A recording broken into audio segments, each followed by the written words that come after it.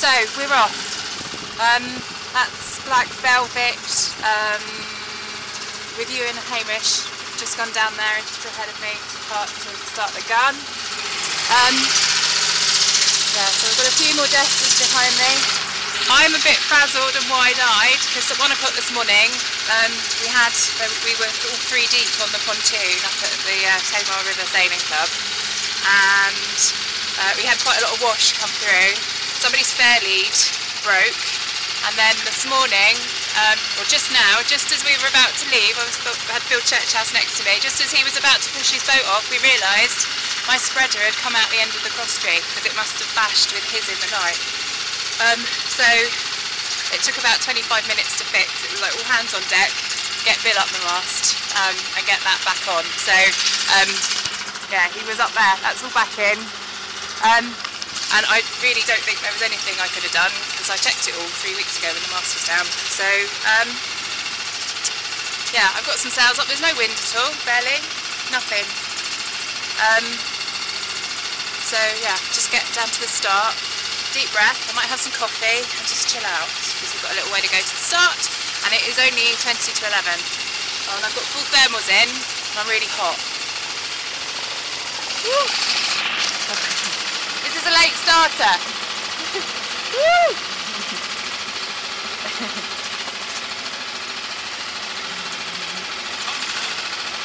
Say again? No, I'm alright. Thank you. Bless him. Yeah, I might put the engine up.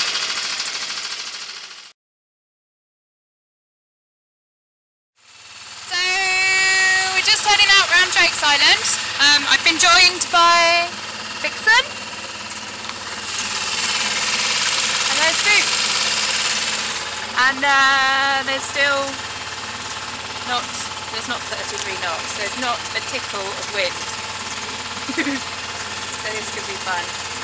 But there's quite a lot of boats out there. I'm excited. There's quite a lot of boats out there.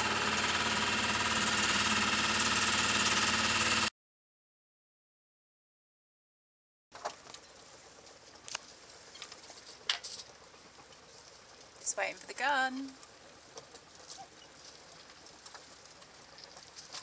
There's Bob and Jelena. Got some Hurleys. Right, let us know when you become the first lady to get there, right? Yes. Give us a text in 2 weeks' time. Okay? Yeah, nearly didn't make the start. Did you hear about that? What's that? Bill went to fend off his boat to leave. My shroud had come off the end of the spreader. Bill's been up my mast. Oh, when we had that big bang last Yeah, night? yeah. I was wondering why you were... I've got no steerage. That's right, Yeah. I've got engine going. I was wondering why you're so late. Yeah, that was why. Right. Because the Commodore came back and said, where are you? I said, oh no, I'm waiting for them. Yeah. So to build up your mast then? Yes. Yeah, all done in 20 minutes. He's a good man, isn't he? I nearly had a nervous breakdown, but only once I'd finally cast off. That was that big bump, that caused a lot of Yeah, damage yeah. last I night. must have hit his spreaders.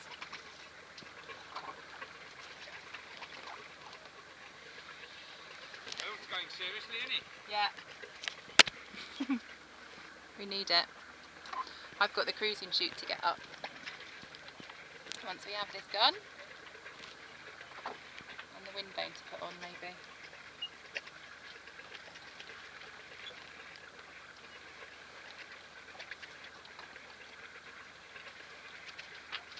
Right, about 3 minutes to go.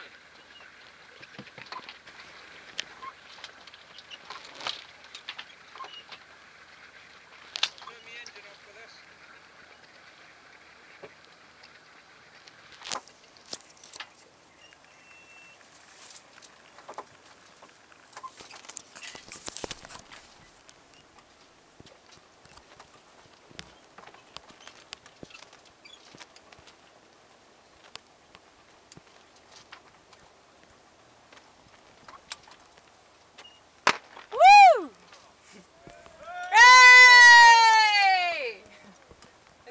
island.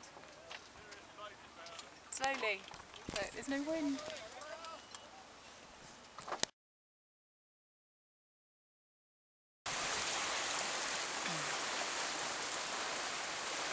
Got the cruising chute. Oh, it's all quite close. We're just going around the runnel stone. I've got one here. Best be careful. Guy, you going to port of the buoy? Or are you going to go around the inside? Yeah, okay.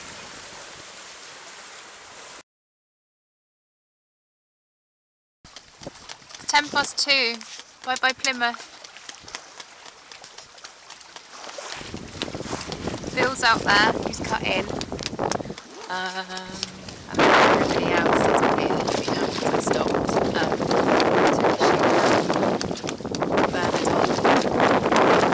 We're doing sort of in the right direction.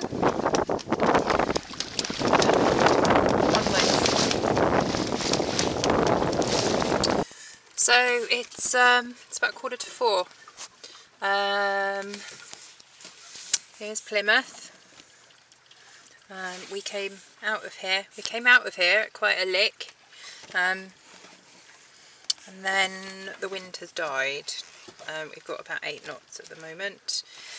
We're crawling along. God, that's 2.6 knots. It's not so bad actually. But I've come out here and then the tide was taking us this way, so what I've done is I've tacked in here, so we're in somewhere about here, headed towards Lou Island, and then when we get there we'll tack out again.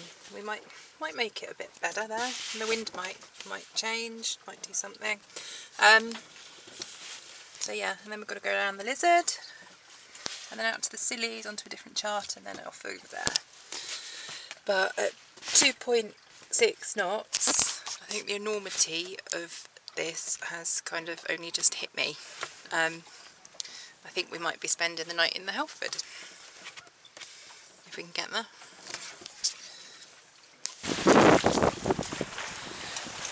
So, that was 5 minutes ago, and just as I was recording that,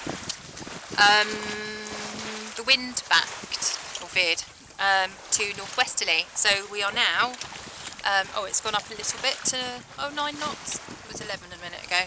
So we're around 10 knots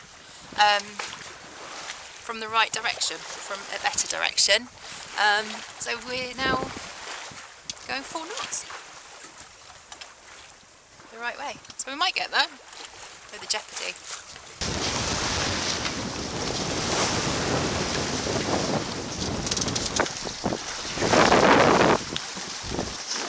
It's 6:25 on Sunday. That's the Dodman just up there. I think I'm quite upwind of everyone. I can see sails out there. I can't see Bill. And it's 6:20. I've got 10 miles that way straight ahead to my Dodman waypoint, 20 miles to my Helford waypoint, slightly up, and the Lizard waypoint is 32 miles that way. So basically I'm roaring along in 15-16 knots of wind at 4.5 knots over the ground, 4.7 through the water. The tide is just turning in our favour. I'm not quite sure if I'm going to make the Lizard before the tide changes against us, and my plan was always to go to Helford rather than try and fight a foul tide. If I decide to go for it, I need to bear away quite a little bit. 20 degrees maybe, 25, which is okay because the wind's from there. So I've put a reef in.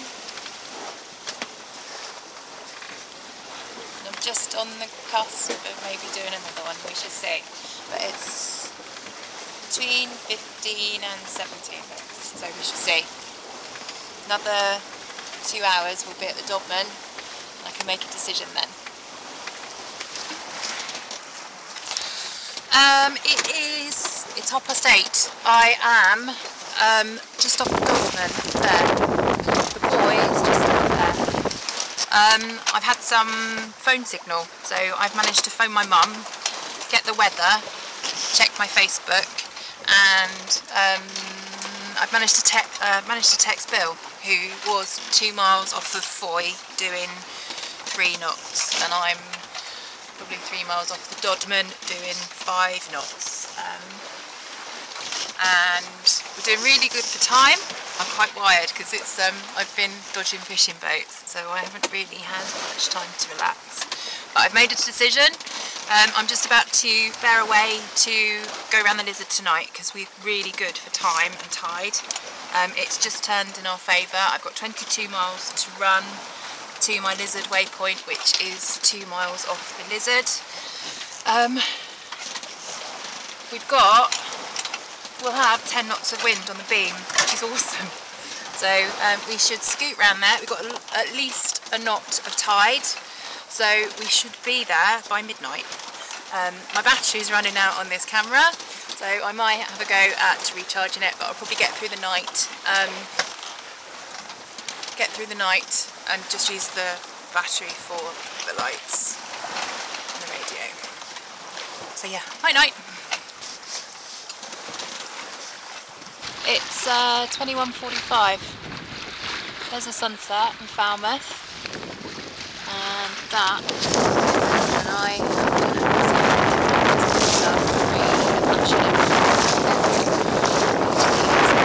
Lighthouse. 1, 2, 3. 1, 2, 3.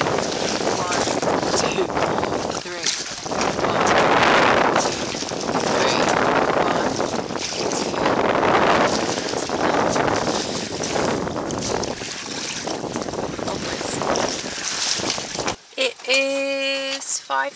2. No, 5. It is 10 to 2.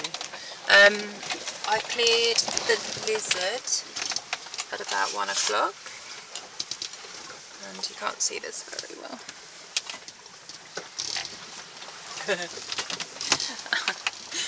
Here's the Lizard. We are here. We have turned. We are heading a little bit south of my waypoint for Bishop's Rock, but I've just listened to, or an hour ago, I listened to the weather forecast, and the wind is due to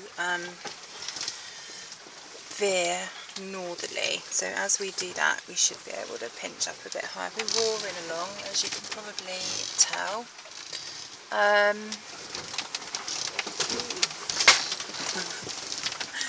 We're doing 5.5 knots, which is quite cool. I've just had a little bit of a kerfuffle because, if I show you the AIS, this is Ton Goliath. This is AIS, so I can see the big ships and who they are, and how far away, and their position and their course and their speed. So he is roaring up behind me. This is 8 mile ring, this is a 4 mile ring. He's roaring up behind me with a friend at 11.7 knots, and he's 2.5 miles away. But what's great is I have his name, and I've just radioed him and checked that he could see me, and he said he can, and he's now altered course and will pass on my starboard side, which is awesome because we're getting quite close, and he's going some lick. It's very dark outside, very dark, very clear though. The stars are amazing. The moon hasn't come up yet. Yeah, might be in bed by breakfast. I haven't had a sleep, there's far too much shipping about. Probably won't get a sleep till tomorrow lunchtime. But yeah, we are going some, what does it say? Oh, we've done 54.4 miles totally. That was half an hour ago. So I had another couple of miles.